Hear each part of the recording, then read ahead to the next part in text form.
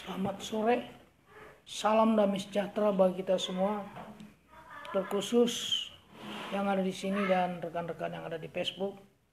Kita hari ini, sore ini mengadakan siaran langsung sebagai firman pengajaran untuk renungan kita bersama-sama. Kita percaya lewat firman pengajaran kita semakin mendekatkan diri kepada Tuhan dan kita mendapat lindungan, pemeliharaan Tuhan baik secara jasmani maupun secara rohani. Baiklah, kita akan mendengarkan kitab Markus pasal 9 ayat 42.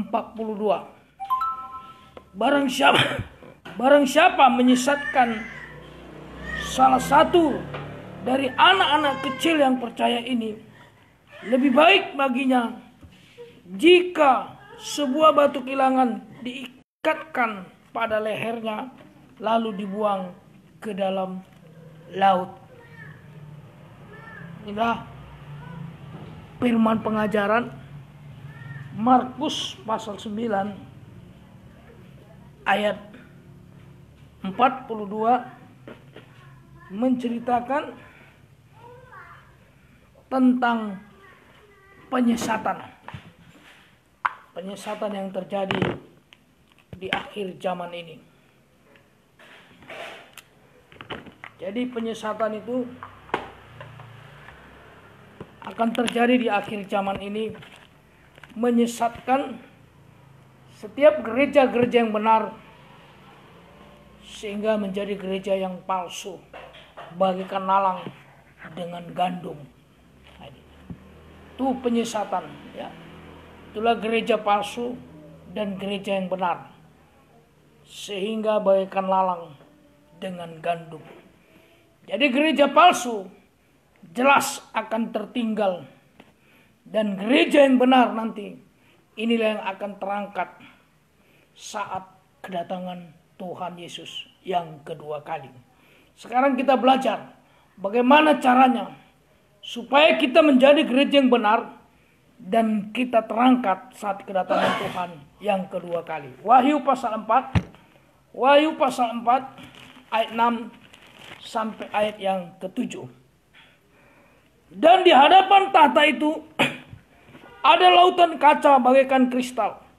Di tengah-tengah tahta itu dan di sekelilingnya ada 4 makhluk penuh dengan mata, di sebelah muka dan di sebelah belakang.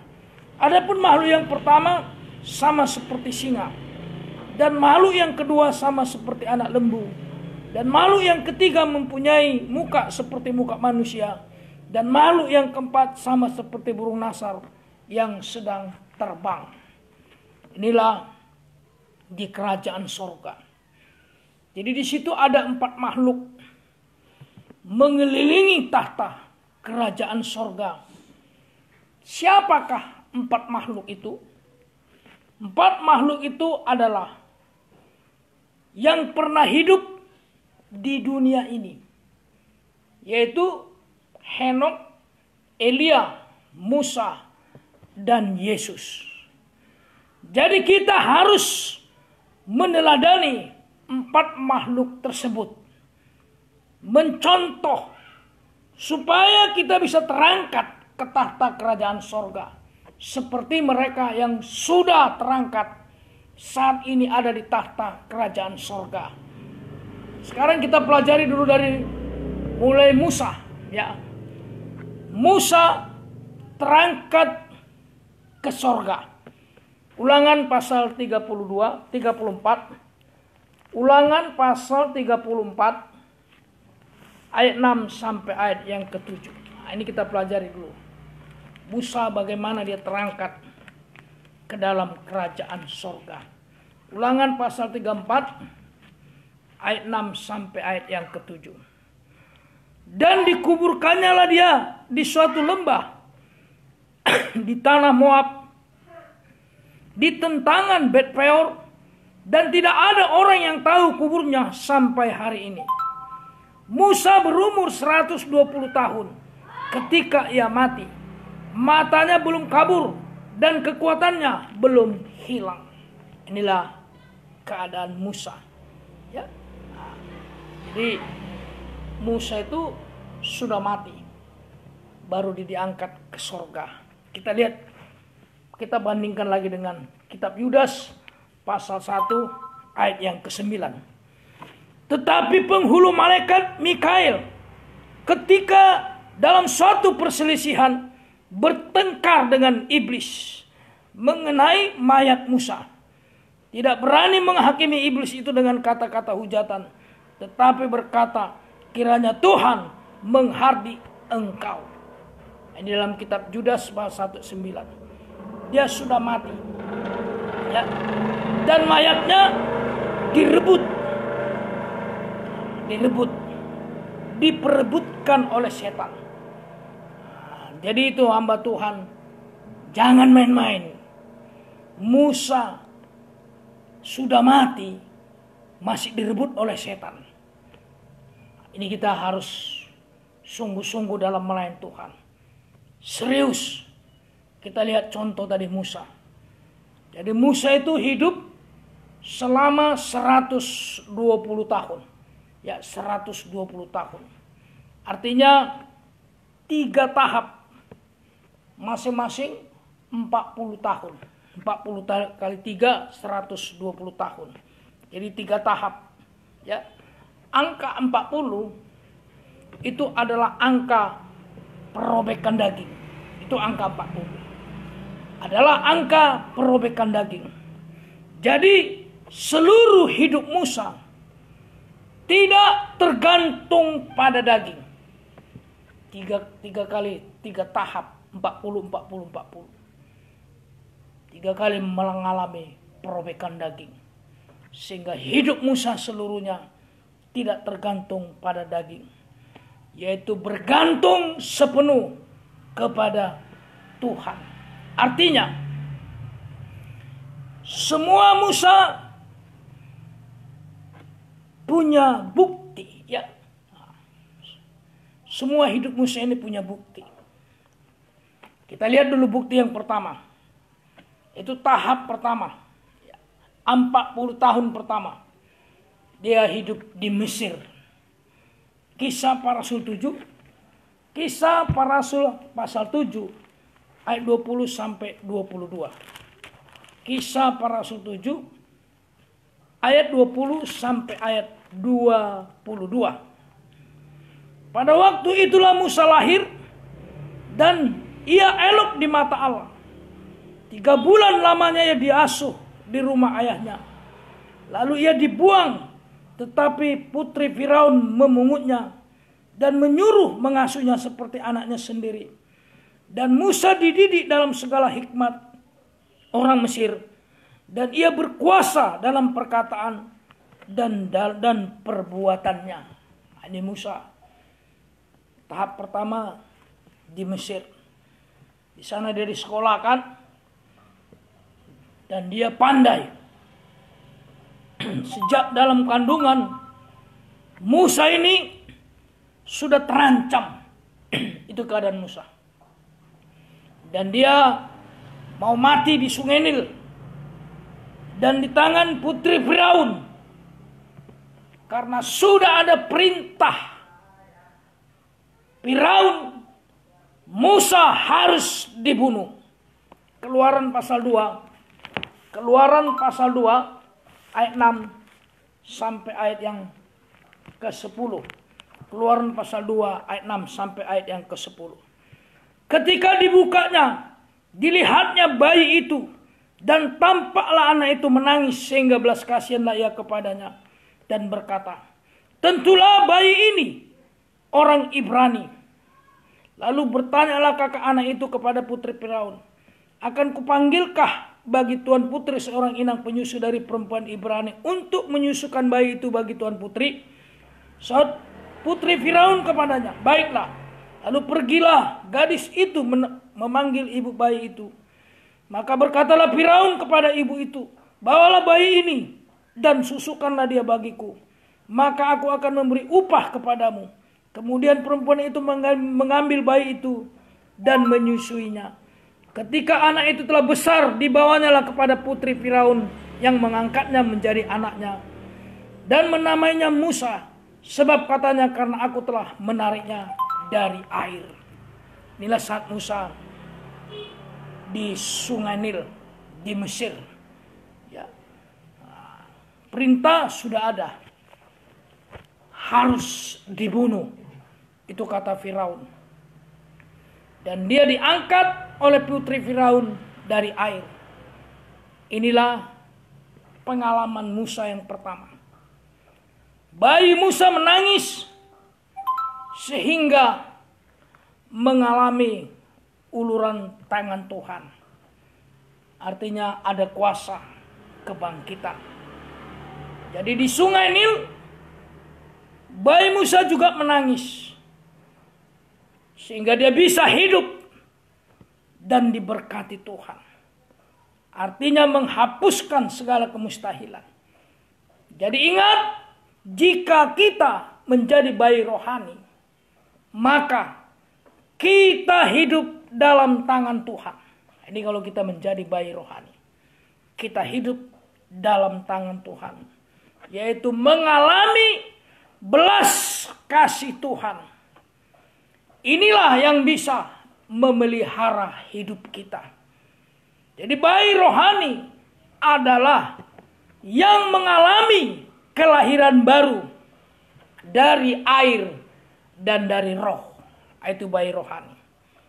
Prosesnya mulai percaya, bertobat, baptis air, baru kepenuhan Roh Kudus. Inilah yang disebut hidup sorga. 1 Petrus 1 ayat 3 sampai ayat yang keempat. Terpujilah Allah dan Bapa Tuhan kita Yesus Kristus, yang karena rahmatnya yang besar telah melahirkan kita kembali oleh kebangkitan Yesus Kristus dari antara orang mati, kepada suatu hidup yang penuh pengharapan, untuk menerima suatu bagian yang tidak dapat binasa, yang tidak dapat cemar, dan yang tidak dapat layu, yang tersimpan di sorga bagi kamu. Jadi masih hidup di dunia, ya, kita sudah mempunyai kaitan dengan kerajaan sorga. Ini prosesnya. Mulai percaya, bertobat, baptis air, dipenuhi Roh Kudus, hidup sorga sama dengan hidup di sorga. Masih hidup di dunia, sudah ada kaitan dengan kerajaan sorga. Apa itu yang dikatakan hidup baru? Apa itu hidup baru? Jawabnya, hidup penuh pengharapan. Artinya tidak kecewa. Ini kalau punya pengharapan. Tidak putus asa. Selalu mengucap syukur kepada Tuhan. Sama dengan menghadapi apapun masalah. Artinya hanya menangis kepada Tuhan. Inilah yang disebut bayi. Inilah yang disebut bayi. Percaya, berharap belas kasih Tuhan. Jadi kalau kita berharap kepada manusia, itu bukan bayi. Ya, itu bukan bayi. Jadi lahir baru kita bisa menerima bagian yang tidak binasa. Itu lahir baru. Baru kita bisa menerima bagian yang tidak binasa, yaitu menerima firman Allah lebih dari segala sesuatu. 1 Petrus 2 ayat yang kedua. 1 Petrus 2 ayat yang kedua. 1 Petrus pasal 2 ayat yang kedua. Dan jadilah sama seperti bayi yang baru lahir, yang selalu ingin akan air susu yang murni dan yang rohani, supaya olehnya kamu bertumbuh dan beroleh keselamatan. Nah, jadi murni, ya, menerima firman Allah lebih dari segala sesuatu. Bayi rohani itu adalah murni, benar, dan rohani dalam urapan Roh Kudus. Artinya menjamin kehidupan kekal, sama dengan terima yang benar dulu. Jadi jangan dibalik. Itu yang disebut murni. menjamin kehidupan benar dan rohani dalam urapan Roh Kudus. Artinya menjamin kehidupannya sampai kekal. Jadi terima dulu yang benar, jangan dibalik, harus terima dulu yang benar supaya bisa kita mendapat kehidupan yang kekal. Baru dikatakan tadi ayat 4-nya yang tidak cemar. Nah, itu 1 Petrus 1 tadi ayat yang keempat. Yang tidak cemar. Arti yang tidak cemar, Roh Kudus mengurapi sehingga kita tidak bisa dipengaruhi oleh apapun. Baru arti yang tidak layu. Yang tidak layu. Menerima kasih Allah dengan menerima kasih Allah yang selalu mendorong kita untuk tetap setia. Itu yang tidak layu. Kita menerima kasih Allah. Dan inilah yang mendorong kita untuk tetap setia dan berkobar-kobar. Baik dalam ibadah pelayanan. Inilah yang disebut kasih Allah. Kasih Allah. Baru dikatakan tersimpan di sorga. Artinya hidup di dunia tetapi sudah bersuasana kerajaan sorga. Itu tersimpan di sorga. Kita masih hidup di dunia tapi kita merasakan suasana kerajaan sorga. Artinya ada kontak dengan sorga. Sehingga ada tetap kita mengalami damai sejahtera. Baru dikatakan bayi rohani. Bayi rohani itu artinya hidup di dalam tangan Tuhan. Kidung Agung pasal 8 ayat 1 sampai 3. Ini hidup ini bayi rohani. Kidung Agung pasal 8 ayat 1 dan 3. Seandainya engkau saudaraku laki-laki yang menyusu pada buah dada ibuku, akan kucium engkau bila kujumpai di luar, karena tak ada orang yang akan menghina aku. Ayat 3. Tangan kirinya ada di bawah kepalaku, tangan kanannya memeluk aku. Jadi arti bayi rohani hidup di dalam tangan Tuhan. Kita digendong oleh Tuhan. Jadi yang penting kita bisa menyusu dan kita bisa menangis kepada Tuhan. Jangan panggil-panggil orang lain. Jadi ingat, posisi bayi itu ada dalam gendongan tangan Tuhan. Itu posisi bayi. Nah, kita lihat dulu di kitab Yesaya 46 ayat 3 sampai 4. Yesaya 46 ayat 3 sampai ayat yang keempat. Dengarkanlah aku, hai kaum keturunan Yakub, hai semua orang yang masih tinggal dari keturunan Israel. Hai orang-orang yang kudukung sejak dari kandungan, hai orang-orang yang kujunjung sejak dari rahim. Sampai masa tuamu, aku tetap dia, dan sampai masa putih rambutmu, aku menggendong kamu. Aku telah melakukannya dan mau menanggung kamu terus. Aku mau memikul kamu dan menyelamatkan kamu. Inilah bayi rohani. Ya. Kita dalam gendongan tangan Tuhan. Hasilnya, kalau kita dalam gendongan tangan Tuhan, hasilnya Tuhan yang bertanggung jawab untuk menentukan mati atau hidup kita. Ini dalam gendongan tangan Tuhan. Dia bertanggung jawab untuk mati atau hidup kita. Dikatakan memikul, itu artinya menanggung semua beban berat kita. Dia mau memikul kita, katanya. Artinya dia menanggung segala beban berat kita. Baru dikatakan menyelamatkan, yaitu tangan belas kasih Tuhan membenarkan kita sama dengan selamat. Jadi sesudah suci, sesudah dibenarkan, maka Musa ingat akan orang-orang yang lain. Nah, itu kehidupan perjalanan hidup Musa. Sampai untuk kita contoh dalam perjanjian baru di akhir zaman ini. Sesudah dia disucikan, Sesudah dia dibenarkan, baru Musa ingat akan orang-orang yang lain. Ya. Kisah para Rasul 7 ayat 23.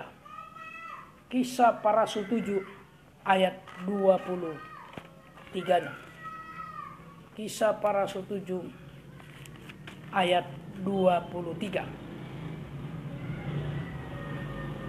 Pada waktu itu ia berumur 40 tahun. Timbullah keinginan dalam hatinya untuk mengunjungi saudara-saudaranya, yaitu orang-orang Israel. Ini kalau sudah selamat, sudah disucikan, maka kita harus menjadi berkat bagi orang lain, yaitu bersaksi. Ini tugas kita masing-masing. Jadi harus dibenarkan dulu, baru masuk dalam penyucian, baru kita bisa bersaksi. Itu tahap pertama. Sekarang tahap kedua.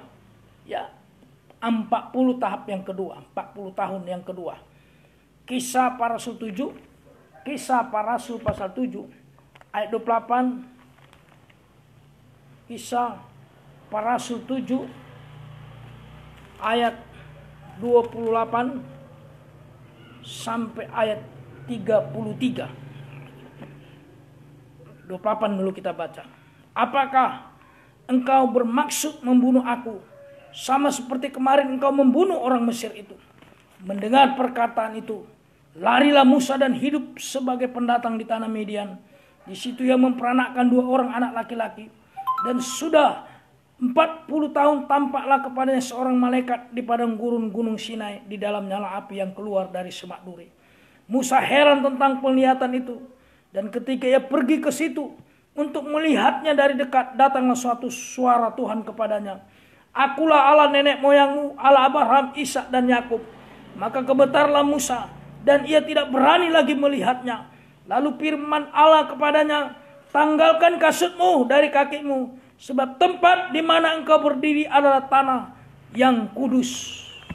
Inilah tahap 40 tahun yang kedua, yaitu Musa tiba di tanah Midian. Kenapa? Karena Firaun mau membunuh Musa.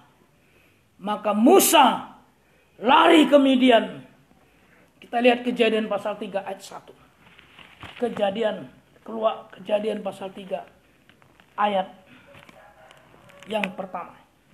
Kejadian pasal 3. Adapun ular ialah yang paling cerdik dari segala binatang yang di darat, yang dijadikan oleh Tuhan Allah. Ular itu berkata kepada perempuan itu, tentulah Allah berfirman, semua pohon dalam taman ini jangan kamu makan buahnya, bukan?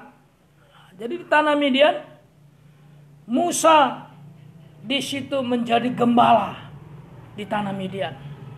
Ya, menjadi gembala. Artinya setelah dia selamat dan dia diberkati oleh Tuhan, maka harus lari ke Midian. Lari artinya cepat untuk masuk kepada penggembalaan. Sebab setan selalu berusaha. Itulah Firaun. Dia mengejar dan hendak membunuh anak Tuhan lewat baik itu dosa makan minum, ya, baik itu ajaran-ajaran sesat, ajaran-ajaran palsu, itu yang disebut racun, lewat makanan-makanan asing. Mungkin kita selalu berkata, oh beda sedikit, tapi ingat, beda sedikit, tapi itulah yang sangat berbahaya. Itu sangat berbahaya. Jadi kita harus bisa memposisikan diri. Karena ajaran sesat itu bedanya beda-beda tipis, ya, beda sedikit. Mungkin orang bilang, ini Tuhan Yesusnya ada tai lalat di telinganya. Beda sedikit aja. Ingat, firman Allah tidak boleh berbeda, sedikit pun tidak boleh berbeda. Harus sama. Itu ingat waktu Musa diperintahkan bangun tabernakel, seperti sama. Nuh, bangun bahtera seperti contoh yang kuberikan kepadamu. Dia harus sama. Beda sedikit-sedikit. Ini yang membuat sangat berbahaya. Jadi di mana menjadi pertanyaan, di mana kita harus tergembala? Lari dari Midian, lari dari kejaran Firaun, kejaran setan, masuk kepada penggembalaan, itulah Midian. Sekarang ini artinya di mana kita harus tergembala? Jawabnya arti sekarang. Yang pertama, seperti carang melekat pada pokok anggur yang benar. Kalau dalam tabernakel, itulah halaman. Halaman baru ruangan suci, baru ruangan maha suci. Inilah yang dikatakan penggembalaan. Masuk ruangan suci, masuk kandang penggembalaan. Di situ ada pelita emas, ada meja roti sajian, ada mesbah dupa emas. Inilah arti sekarang 3 macam dalam ibadah pokok. 3 macam ibadah pokok.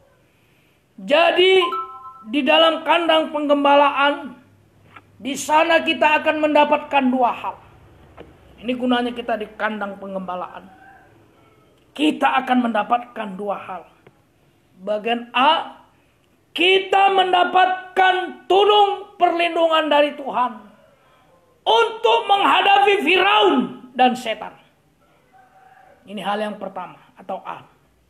B, kita mengalami penyucian secara intensif oleh firman pengajaran yang lebih tajam dari pedang bermata 2 manapun dan nyala api, sampai kita bisa meninggalkan sepasang kasut, yaitu luar dalam, disucikan luar dalam, sama dengan hati dan batin. Matius pasal 5 ayat 27 sampai ayat 29. Matius pasal 5 ayat 7 sampai ayat 29.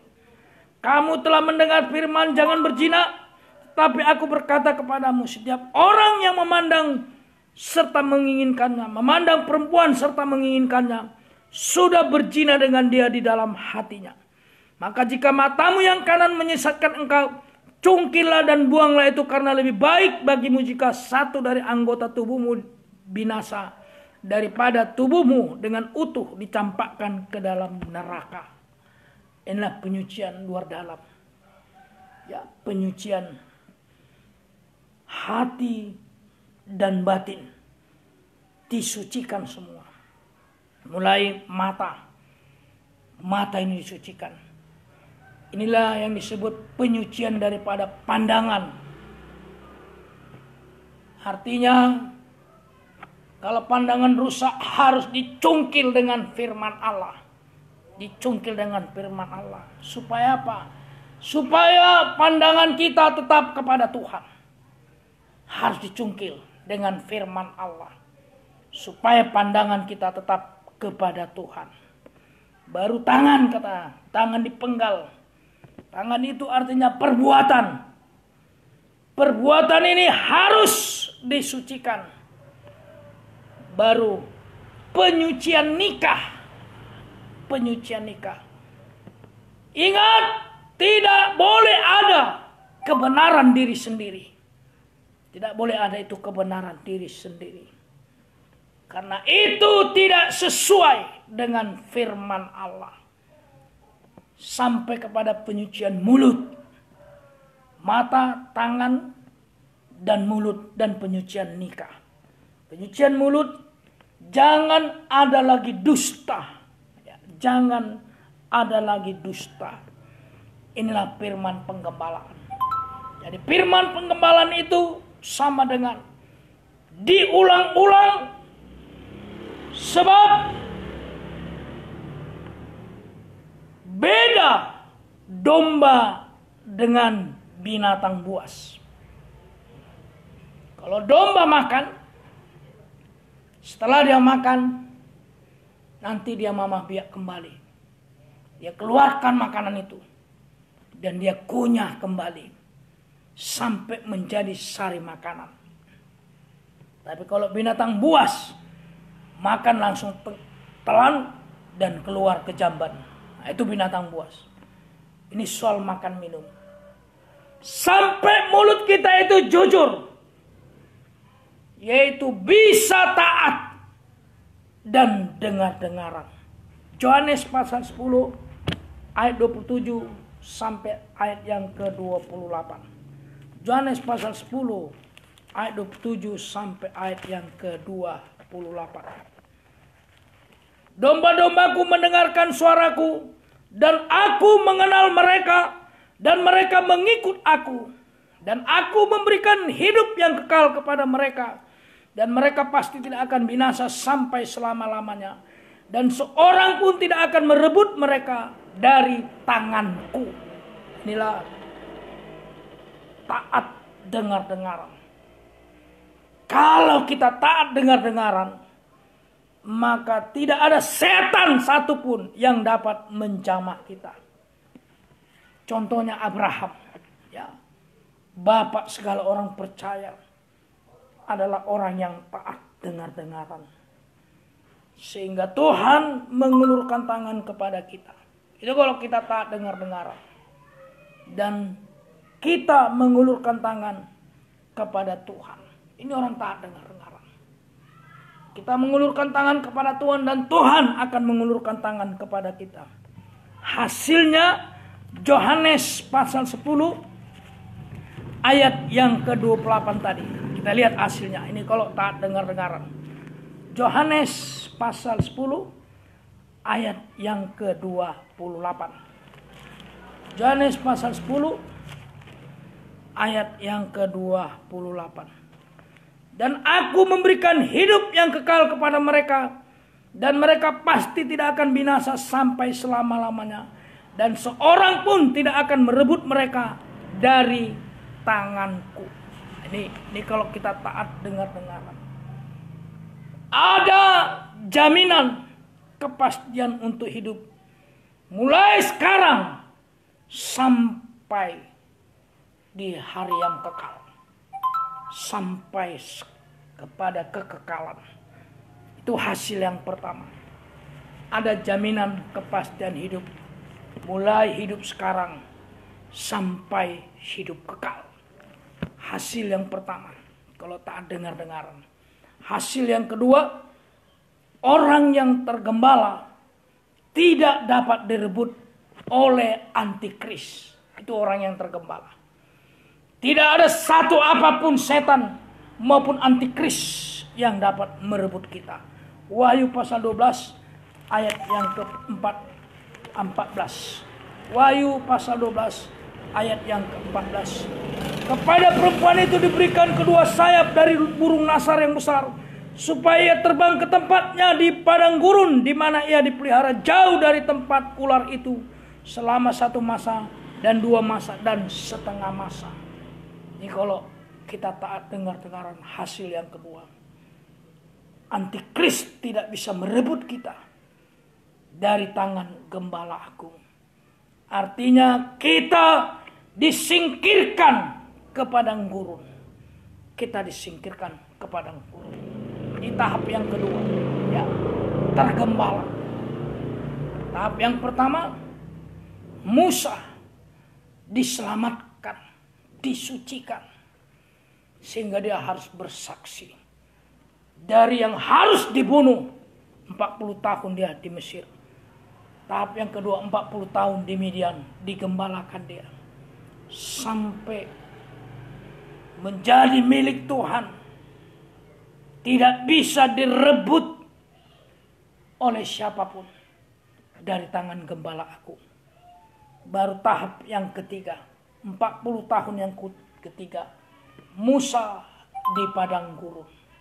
Tadi di Mesir 40 tahun. Di Midian 40 tahun tergembala. Baru tahap yang ketiga, 40 tahun Musa di padang gurun. Kisah para Rasul 7 ayat 35. Kisah para Rasul 7 ayat yang ke-35. Musa ini yang telah mereka tolak dengan mengatakan, siapakah yang mengangkat engkau menjadi pemimpin dan hakim? Musa ini juga telah diutus oleh Allah sebagai pemimpin dan penyelamat oleh malaikat yang telah menampakkan diri kepadanya di semak duri. Ini 40 tahun di padang gurun. Setelah 40 tahun di Mesir, 40 tahun di penggembalaan di Midian, baru dia bisa diutus. Sama dengan selamat dulu, baru disucikan. Lukas pasal 10. Selamat, disucikan, baru dia bisa diutus. Lukas 10 ayat 1 dan ayat yang ketiga. Kemudian daripada itu, Tuhan menunjuk 70 murid yang lain, lalu mengutus mereka berdua-dua mendahuluinya ke setiap kota dan tempat yang hendak dikunjunginya. Ayat 3. Pergilah, sesungguhnya aku mengutus kamu seperti anak domba ke tengah-tengah serigala. Setelah selamat di Mesir, digembalakan di Midian, baru Musa diutus. Yaitu pengutusannya sama dengan seperti anak domba di tengah-tengah serigala. Ini pengutusannya. Ya, anak domba di tengah-tengah serigala. Jadi yang cocok untuk diutus adalah orang yang tergembala. Karena inilah yang bisa diutus. Harus orang yang sudah tergembala. Ini yang cocok untuk diutus. Karena kita diutus bagaikan domba di tengah-tengah serigala. Jadi kalau sudah tergembala, kita diberikan jabatan. Ada 5 jabatan. Efesus 4 ayat 11 sampai ayat yang ke-12. Dan ialah yang memberikan baik rasul-rasul 1 maupun nabi-nabi 2, baik pemberita-pemberita Injil 3 maupun gembala-gembala 4 dan pengajar-pengajar 5. Untuk memperlengkapi orang kudus, orang-orang kudus bagi pekerjaan pelayanan, bagi pembangunan tubuh Kristus. Inilah 5 jabatan. Inilah jabatan. Jabatan pelayanan diberikan kepada orang yang tergembala. Dan karunia-karunia Roh Kudus. Jadi ingat, lawan kita adalah serigala maupun setan. Ini yang menjadi lawan kita. Ini menjadi lawan kita. Jadi yang dibutuhkan di sini adalah orang suci. Maaf, bukan orang pandai. Bukan S1, S2, S3, doktor, profesor. Bukan itu. Saya tidak larang anak Tuhan maupun hamba Tuhan menjadi orang-orang pandai. Ada orang-orang yang memiliki prestasi yang tinggi-tinggi. Tapi ingat, lawan kita adalah setan. Kepada itu mereka nggak takut. Mau S1, S2, S3 mereka nggak takut. Mereka takut adalah kepada orang yang suci. Karena lawan kita adalah setan. Kalau manusia ya mungkin ya bikin sekolahnya setinggi-tingginya. Bikin berprestasi semua. Tapi lawan kita adalah setan. Mereka hanya takut kepada orang suci. Bukan kepandaian. Bukan kekayaan. Bukan. Tetapi adalah orang yang suci. Jadi kita diutus bagaikan bintang. Filipi 2. Filipi pasal 2. Ayat 12 sampai ayat yang ke-15. Hai saudara-saudaraku yang kekasih, kamu senantiasa taat, karena itu tetaplah kerjakan keselamatanmu dengan takut dan gentar. Bukan saja seperti waktu aku masih hadir, tetapi terlebih pula sekarang waktu aku tidak hadir. Karena Allah lah yang mengerjakan di dalam kamu baik kemauan maupun pekerjaan. Menurut kerelaannya, lakukanlah segala sesuatu dengan tidak bersungut-sungut dan berbantah-bantahan, supaya kamu tidak beraib dan tiada bernoda, sebagai anak-anak Allah yang tidak bercela di tengah-tengah angkatan yang bengkok hatinya dan yang sesat ini, sehingga kamu bercahaya di antara mereka seperti bintang-bintang di dunia. Ini kita diutus, ya, bagaikan bintang. Itulah bintang yang bercahaya. Bintang yang bercahaya. Bintang bercahaya itu ada di awan-awan. Ya. Jadi kalau ada di awan-awan, berarti kita sudah dekat dengan pengangkatan di awan-awan. Sampai kita nanti bisa menyambut kedatangan Tuhan yang kedua kali. Ini kita diutus bagaikan bintang-bintang di awan-awan. Karena kita sudah sangat dekat dengan pengangkatan di awan-awan, sehingga kita bisa nanti menyambut kedatangan Tuhan yang kedua kali. Apa itu syaratnya? Syaratnya satu, kita harus menjadi bintang yang bercahaya. Ini syaratnya. Harus menjadi bintang yang bercahaya. Itu ayat 12 tadi. Yaitu beribadah dengan berkobar-kobar, melayani dan ibadah dengan rasa takut dan gentar. Itu bintang bercahaya. Berkobar-kobar, selalu berkobar-kobar. Gak perlu udah tua, gak perlu sakit-sakit, gak masalah.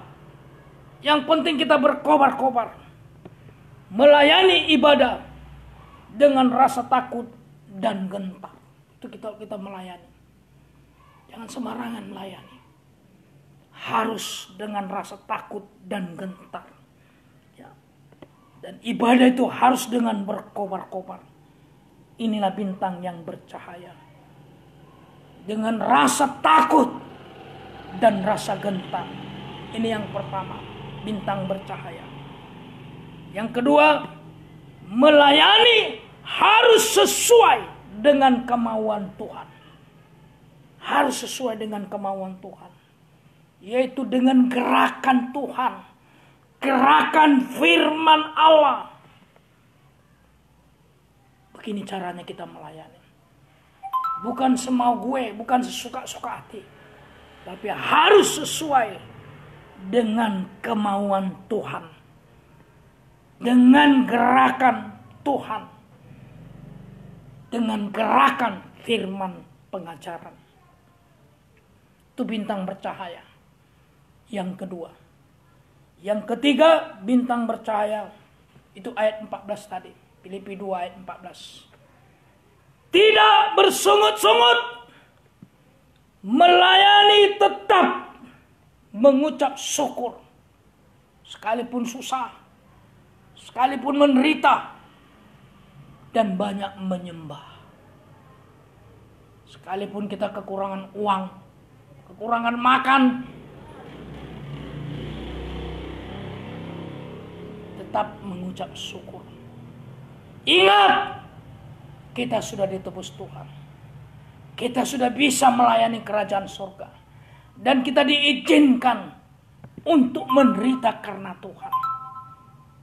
Jadi untuk menderita saja kita sebenarnya tidak layak. Kalau dilayakkan Tuhan, kita harus mengucap syukur. Walaupun dalam menderita, kekurangan makan, dan lain-lain. Dimulai dari saya. Ya. Banyak menyembah. Mengucap syukur dan banyak menyembah. Baru yang keempat, bintang bercahaya. Ayat 15 sampai 16. Ini belum kita baca tadi. Filipi 2 ayat 15 sampai ayat 16-nya.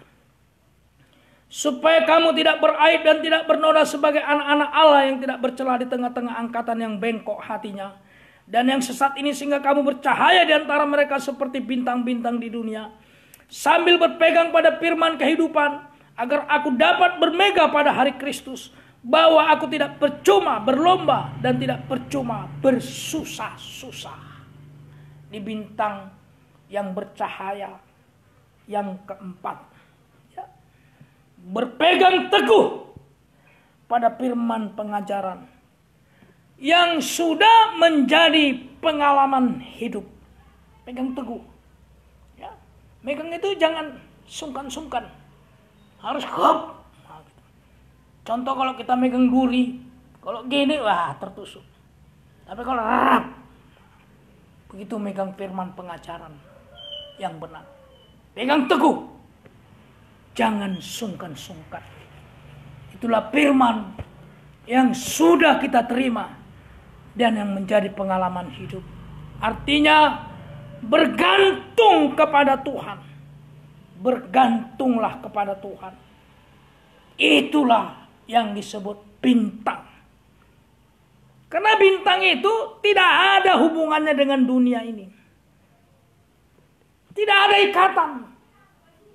Bintang itu tidak ada yang menopang kayu atau tali yang mengikat. Coba lihat bintang di langit itu.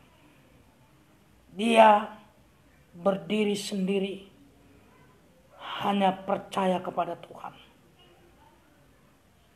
Tidak ada satu apapun yang memegang selain daripada Tuhan. Teguh, pegang teguh pengajaran yang benar. Dan ingat, jangan ditambah-tambah dan jangan dikurangi. Taat, praktekkan seperti bintang. Punya satu orbit saja. Jangan pindah-pindah. Jangan pindah-pindah orbit. Nanti bisa jatuh. Ya, bisa jatuh. Jadi kalau sudah jadi bintang, ini posisi kita. Ini kalau sudah jadi bintang, posisinya ini. Wahyu pasal 1 ayat yang ke-20. Wahyu pasal 1 ayat yang ke-20. Dan rahasia ketujuh bintang yang telah kulihat pada tangan kananku. Dan rahasia ketujuh bintang yang telah kulihat pada tangan kananku dan ketujuh kaki dian emas itu. Ketujuh bintang itu ialah malaikat ketujuh jemaat. Dan ketujuh kaki dian itu ialah ketujuh jemaat. Ini kalau kita sudah menjadi bintang. Ya. Posisinya kita ada di tangan Tuhan. Itu kalau kita sudah jadi bintang. Seluruh hidup Musa ada di tangan Tuhan. Itu kalau sudah jadi bintang seperti Musa. Seluruh hidup Musa itu ada di tangan Tuhan. Di tangan Tuhan. Hasilnya kalau kita sudah menjadi bintang. Mazmur 118. Mazmur 118 ayat 15 sampai ayat yang ke-16. Suara sorak-sorai dan kemenangan di kemah orang-orang benar. Tangan kanan Tuhan melakukan keperkasaan. Tangan kanan Tuhan berkuasa meninggikan. Tangan kanan Tuhan melakukan keperkasaan. Ini hasilnya.